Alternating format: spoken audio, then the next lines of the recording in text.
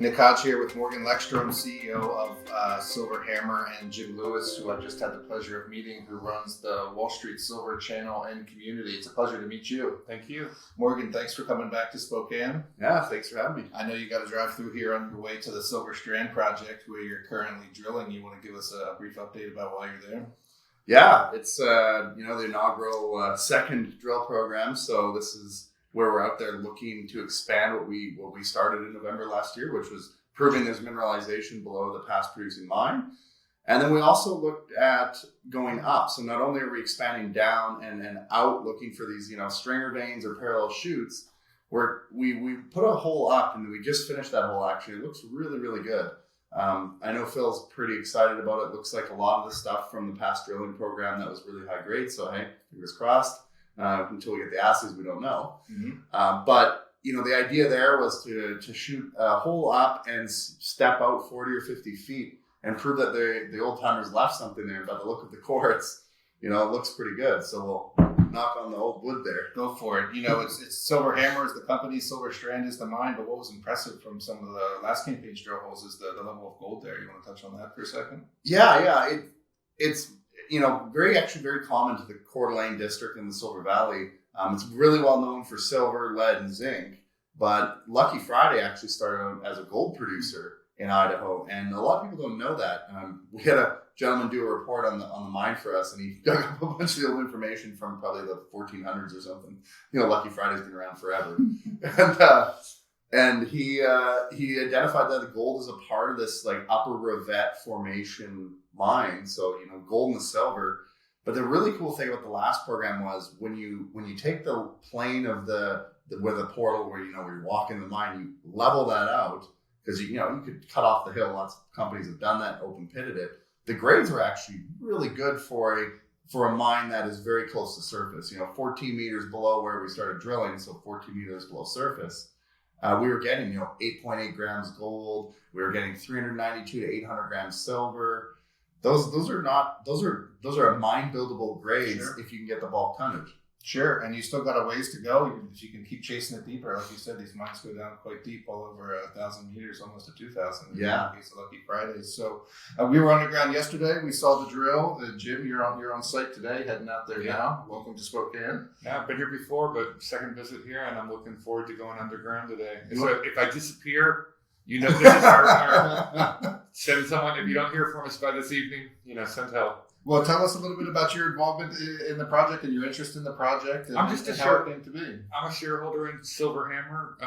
I probably own about 1% of this company. That's it's probably one of my biggest holdings right now. That's how much I believe in Silver Hammer. And, I use my social media, Wall Street Silver, the YouTube channel to talk about it whenever I can.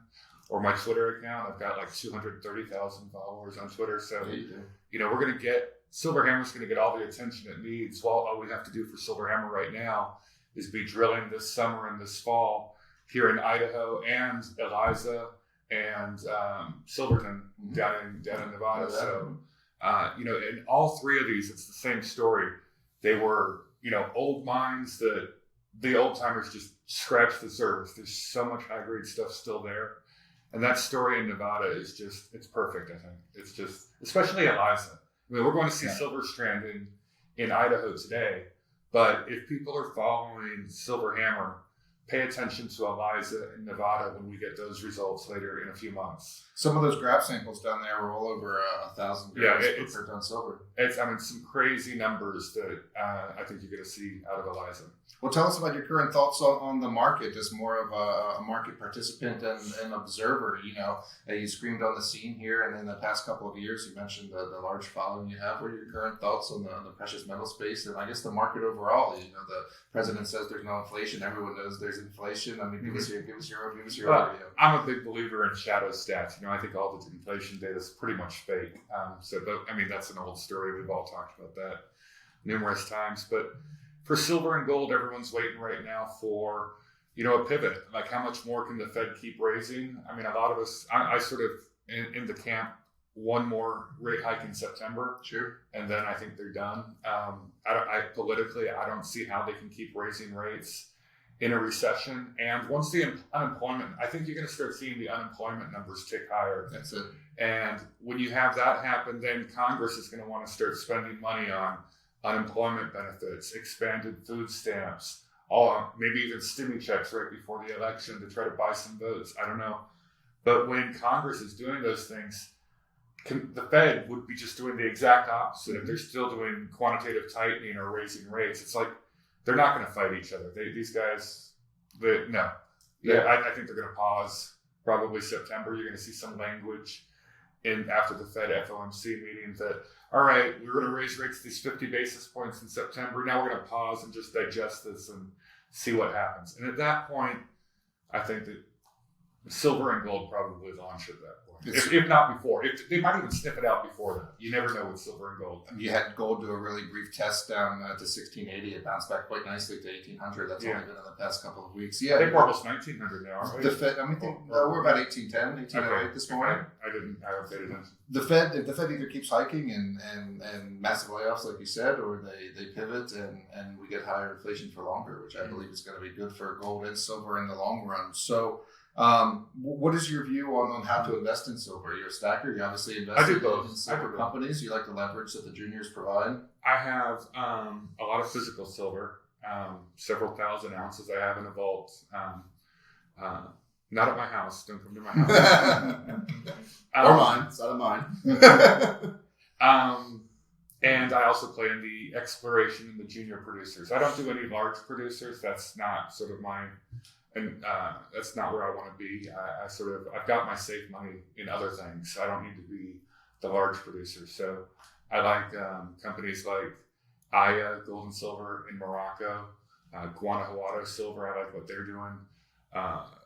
Silvercrest. I like Silvercrest isn't really a junior anymore, but and then I like the exploration companies. These stories and I like the ones that are generally in Nevada, Idaho, safe jurisdictions. These safe jurisdictions. There's so much, stuff going on in some countries.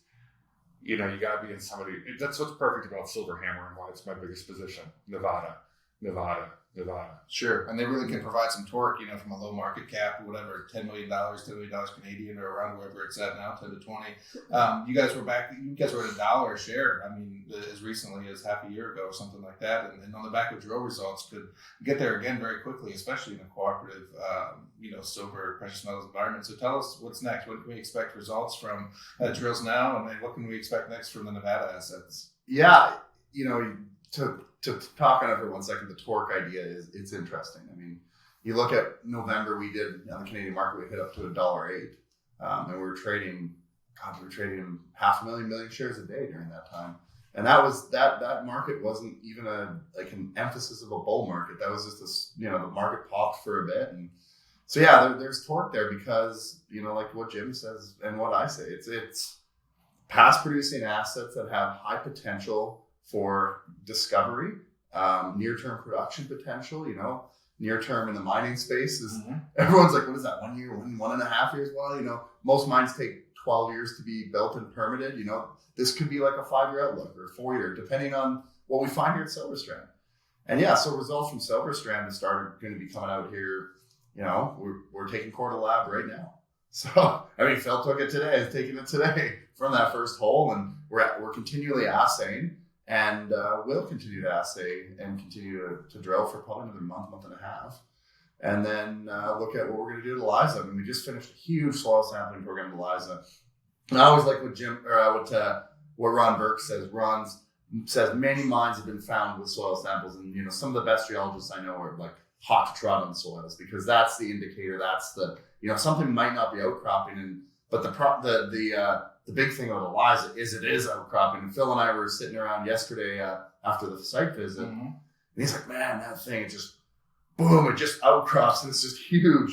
And you pull those high grade 1,000+ gram samples from it continuously, and then you get 5 to 7 to 8% copper, 10-12% lead zinc, and then there's sniffs of gold in there. Like there's something significant going on there. So we're not just taking a shotgun approach to it. We're not just going out there and do this. Everything is methodical. We're building our knowledge so that when we do drill it, we have the highest chance of a discovery, which I believe is there. Great. Well, guys, good luck at the site visit today. I hope you enjoy going underground. Get your hard hat on and your spotlight, and make sure you find that high grade. I appreciate you guys stopping by for a little chat. Thank you. Hey there, you independent-minded investor. If you like this video, make sure to tell us so by clicking the like button below. Subscribe to our channel so you never miss another one. And share it with everyone you know on social media. You can also click the link in the description below to check out more information-packed videos just like this one. Thanks for watching.